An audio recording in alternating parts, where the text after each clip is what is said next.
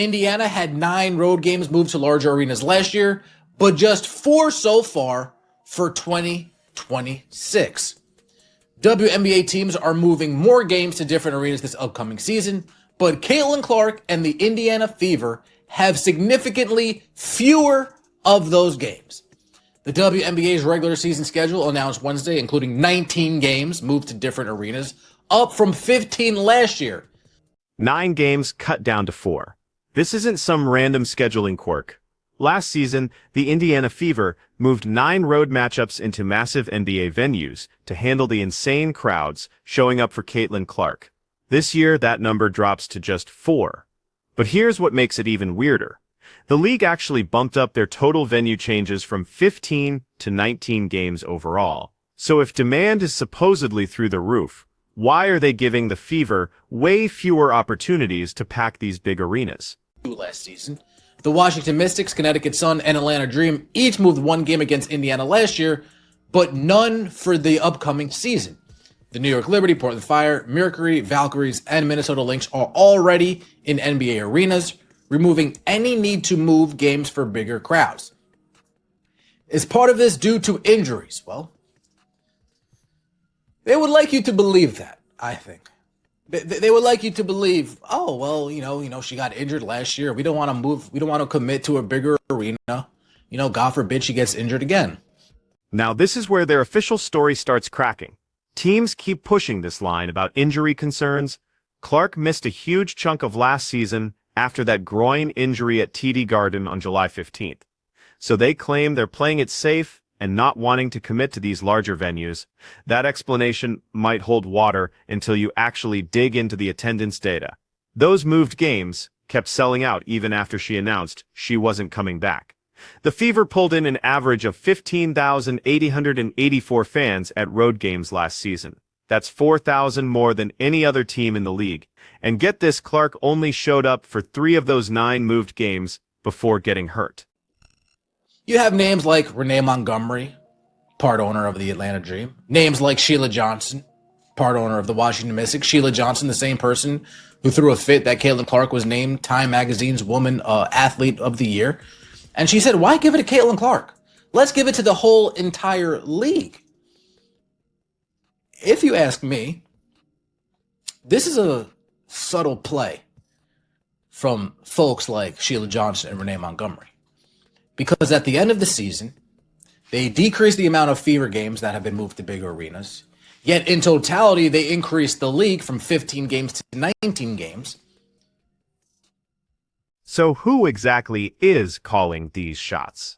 Renee Montgomery owns part of the Atlanta Dream. Sheila Johnson has a stake in the Washington Mystics. You remember Sheila Johnson, right? She's the one who went public complaining when Time Magazine named Caitlin Clark their Athlete of the Year. Said they should have honored the whole league instead. The Dream moved 1 game against Indiana to State Farm Arena last year. This season, absolutely nothing. The Mystics moved 1 game last season too. This year they've also got 0 on the books. Connecticut Sun moved a game to TD Garden where Clark ended up getting injured. This season they haven't scheduled anything either. In big arenas 4 times this season. You see how massive the season was? You see how much of a success it was this year? And we only had Caitlin Clark. See, we don't really need her. I told you guys we were going to do this without her.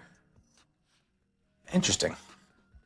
The decrease in moved Fever games comes after Caitlin Clark played in just 13 games last season. Clark appeared in just 3 of the 9 moved road games, including July 15th against the Connecticut Sun at TD Garden. Clark injured her groin in the 4th quarter of that game and missed the remainder of the season. The Fever remained the league's biggest attendance draw last year, averaging 15,884 fans. But here's where this gets really telling. Chicago Sky and Dallas Wings each moved 2 games to bigger venues last season. This year they're down to exactly 1 each. Meanwhile, Toronto's expansion team has 5 games moving to different venues, including 2 in Montreal and 2 in Vancouver. The league is definitely willing to shuffle games around to grab bigger crowds and tap into new markets. They're just deliberately limiting how many of those premium games feature the Fever. The numbers spell it out perfectly. Total moved games increased from Fever games. In those big venues dropped from 9 to 4. This has nothing to do with injury worries or scheduling problems. Spokesperson tells Front Office Sports. But teams could still change course before the WNBA regular season starts. I think that is likely. It's easier to say, oh, we're gonna show everybody that we know this league is good with or without Caitlin Clark. We're gonna prove it. But once you talk to your owner buddies and they say, look how much we made. I mean, Indiana Fever came to town. Look how much we're making, right? Once Renee Montgomery and Sheila Johnson talk to the owner of the Las Vegas Aces, talk to the owner of the Chicago Sky, and they say, hey, what was that gate looking like? Oh, damn. That's a lot of money. Check out the 4 games they actually did schedule. July 5th against Vegas, August 8th versus the Sky, August 18th against Toronto, August 20th against Dallas. See the pattern in those dates? Every single one is deep into the season when the initial media circus has cooled down. Last year, they scheduled 9 Fever games in NBA arenas right from opening tip. They were smart enough to ride that peak, Caitlin Clark wave. This year, they're gambling they can generate early buzz without her, then strategically drop those big arena games later. There's another angle nobody's discussing, though. That collective bargaining agreement still isn't done. The 2026 season might not even start on time. If you're running an NBA arena, why would you block out dates for WNBA games when the league could be in limbo? Better to keep those slots open for Jonas Brothers concerts. Taylor Swift tours, Luke Bryan shows. If nobody books them, fine, slide in a Fever game later, but don't commit early, when you could host events that guarantee sellouts. During the 2025 season against the Fever. The 2025 schedule was released 2 months earlier. The Dream announced in March that their game on May 22nd against Indiana would be moved to the State Farm home arena, home of the NBA's Hawks. The Wings announced a week later that they moved a game against the Fever to American Airlines Arena. A Dream spokesperson tells Front Office Sports that they are always exploring new opportunities. The 2026 WNBA season remains in jeopardy of not starting on time, as the league and its union have yet to come to terms on a new collective bargaining agreement. Chicago Sky announced in February 2025 they were moving their first 2 Fever games to the United Center. Remember, the schedule came out 2 months earlier in December.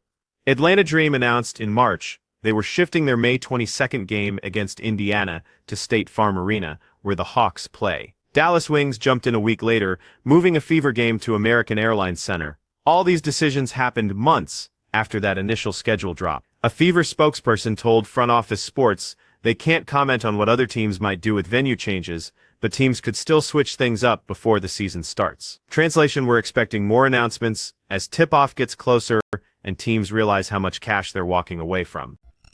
That there's no CBA deal reached. If I'm an owner of an NBA arena, if I'm in charge of selecting what events gets put in these arenas, well, without a CBA deal reached, why would I want to start already Xing out dates with potential WNBA games when I can keep those dates open for when a Jonas Brothers come to town, when a Taylor Swift comes to town, when a Luke Bryan or whoever come to town? Why would I start Xing out these dates? I wouldn't. It's not smart. I want to keep those dates open as long as I possibly can. Think about the impossible spot this creates for ownership groups. You've got people like Renee Montgomery and Sheila Johnson, who've been loud about the league's success, not revolving around one player.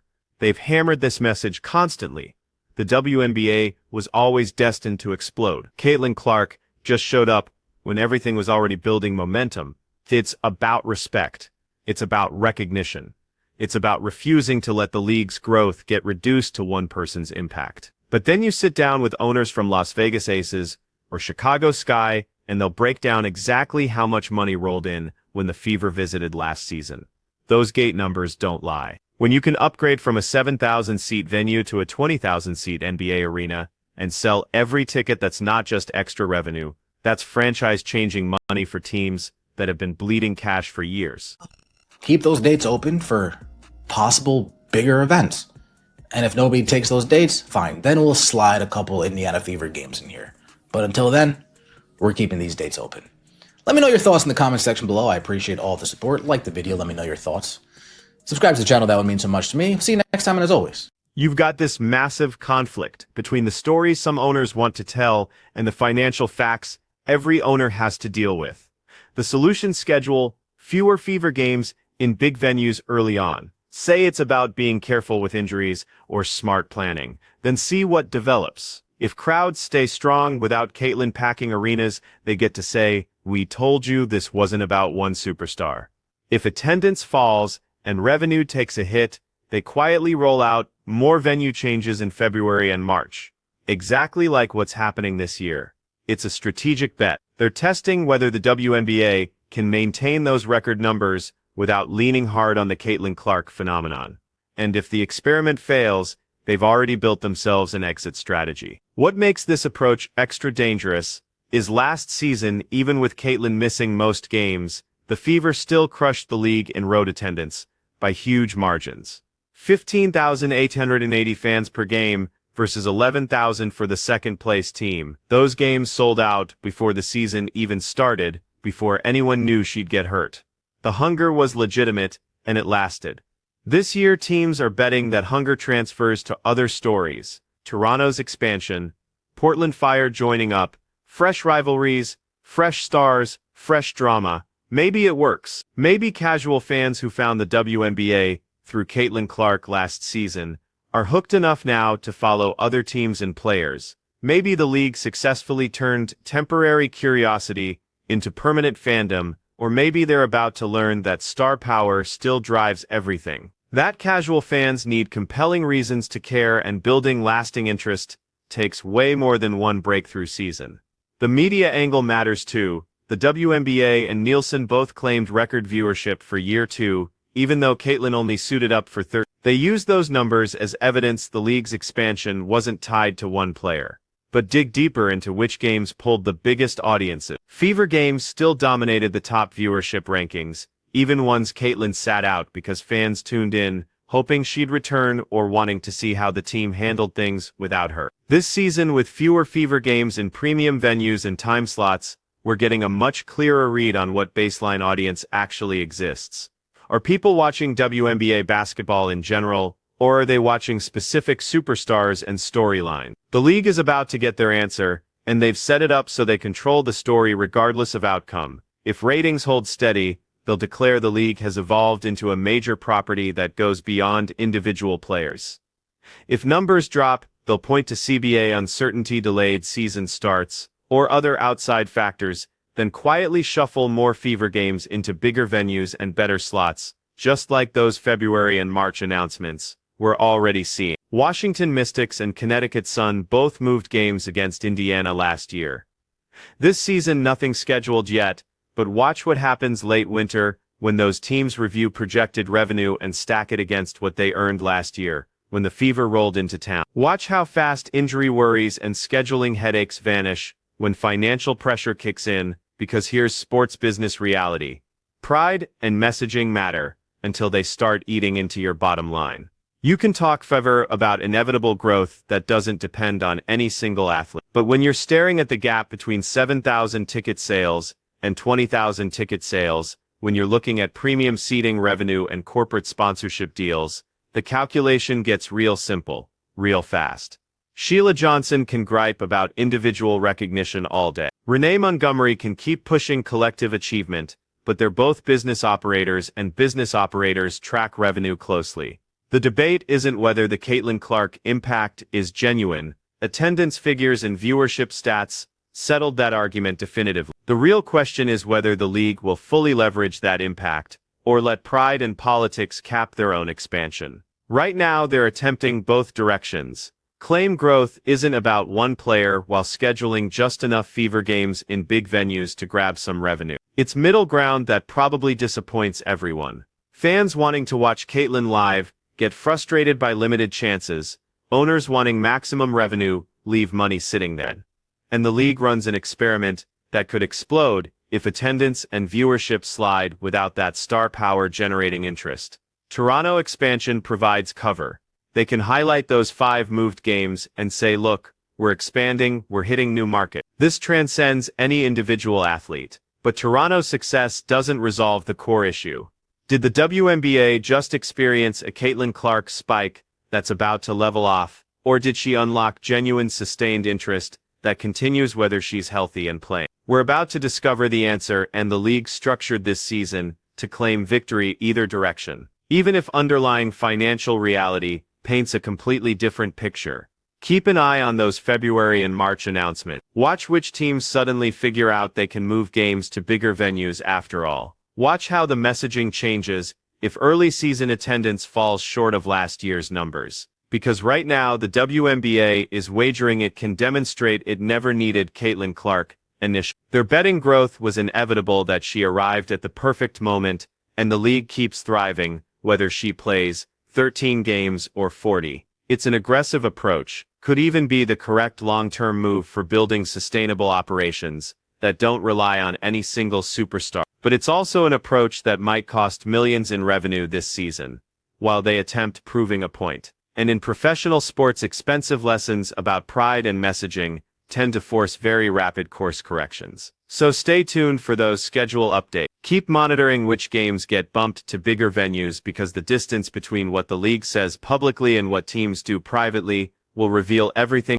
about whether this strategy actually delivers results.